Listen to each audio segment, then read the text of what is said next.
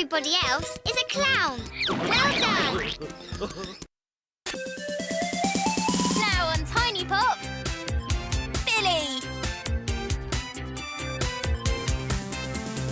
Tiny Pop. Billy.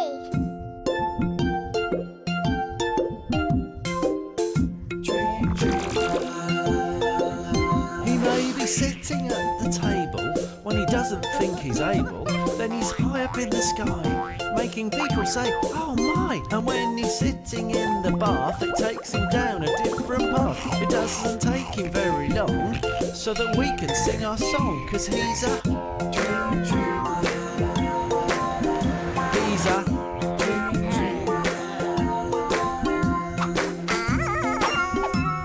He's always swinging high. When he's dreaming, he can fly, 'cause he's... Billy.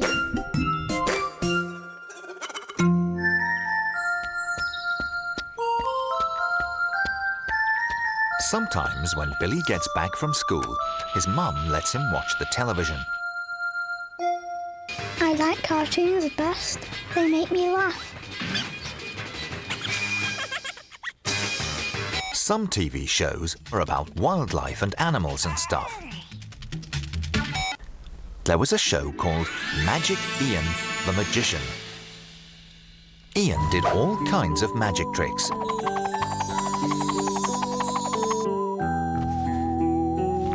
He pulled a white rabbit out of a top hat.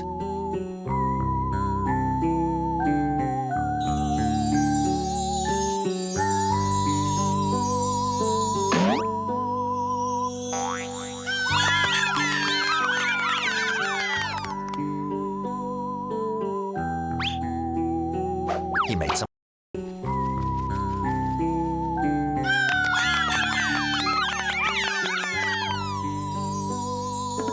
And he even made an elephant disappear. It was one of the best TV shows ever.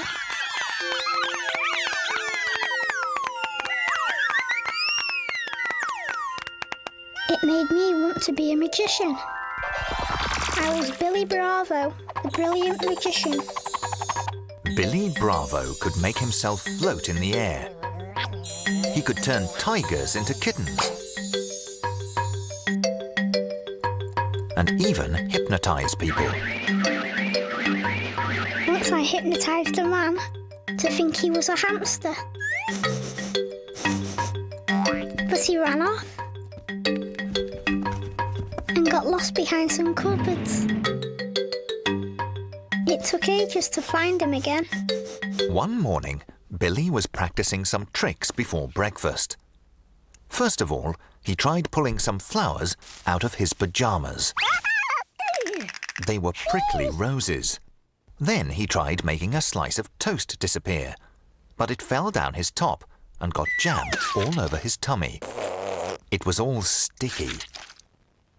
I decided to go to my bedroom and try a couple more tricks before school. I'll pull a rabbit out of my hat. But when he looked, it had gone. I wonder where it could be. I'll look in my cabinet. He opened the door and stepped in. Then the door shut behind him. There was a flash of light. And Billy found himself in a strange, magical land. Where am I wondered, and a tiny voice behind me said, This is the magic land where all the magic comes from. It was a little fairy sitting on a toadstool. Suddenly, she burst into tears. Why are you crying? I asked. All my magic has gone. Now I can't fly anymore. Maybe I can help, I said.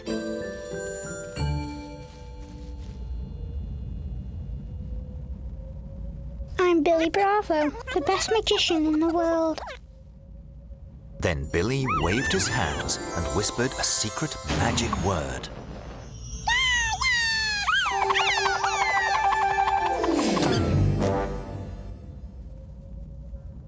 It looks like you've lost your magic as well. This was very bad news, so he decided they should go and investigate.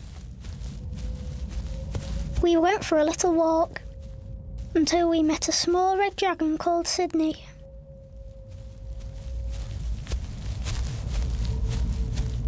Sydney was sad because he couldn't breathe fire anymore.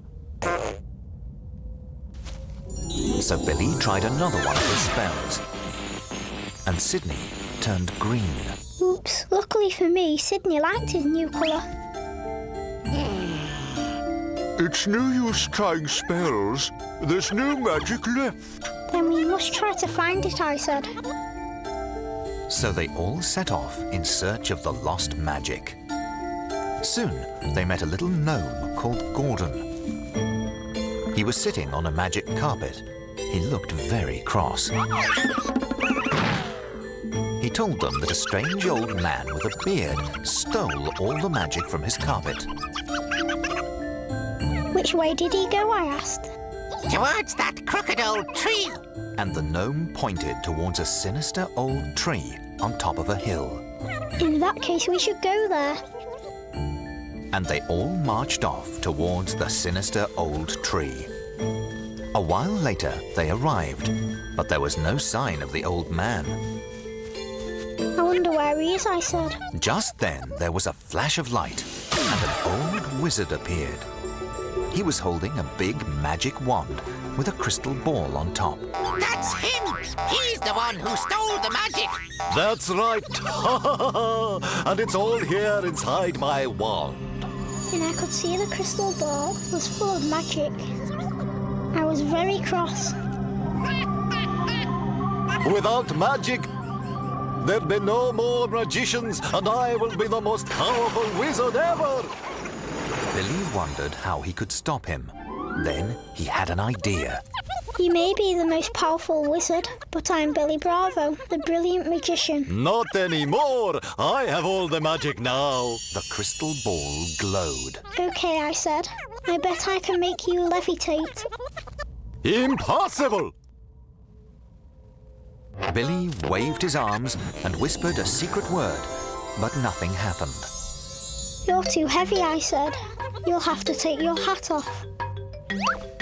You're wasting your time. Billy tried again, but it was no use. The wizard didn't move. You're still too heavy, I said. You'll have to take your cloak off. The wizard took his cloak off.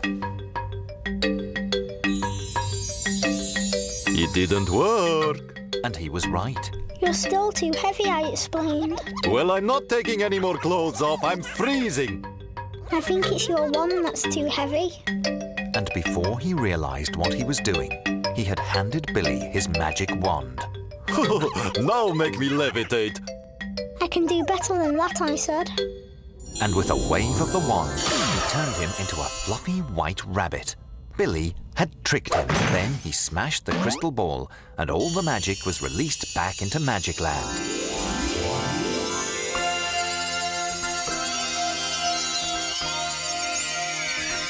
Sydney could breathe fire again. Gordon's carpet could float again. And the little fairy could fly again. Everything was back to normal, thanks to Billy Bravo. He magicked a carrot for the rabbit and said his goodbyes. Then he waved his arms, said some secret words, and in a flash was gone. I found myself back in front of the telly. The programme had finished. Mum came in and told me it was bedtime. When I was tucked up in bed, I asked Mum if there was such a thing as magic. Billy's mum said of course there was.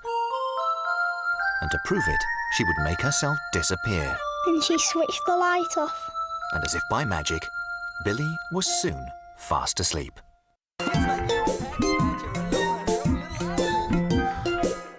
Next on Tiny Pop, Beanu has his own island in 2B and Beanu.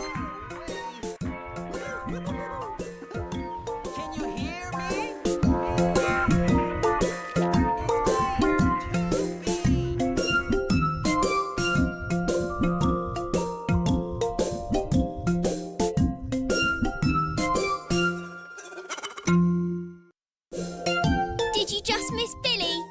Don't forget, you can catch it again on Tiny Pop Plus One, Sky Guide 625. Wakey, wakey! You're watching Tiny Pop. Tiny Pop.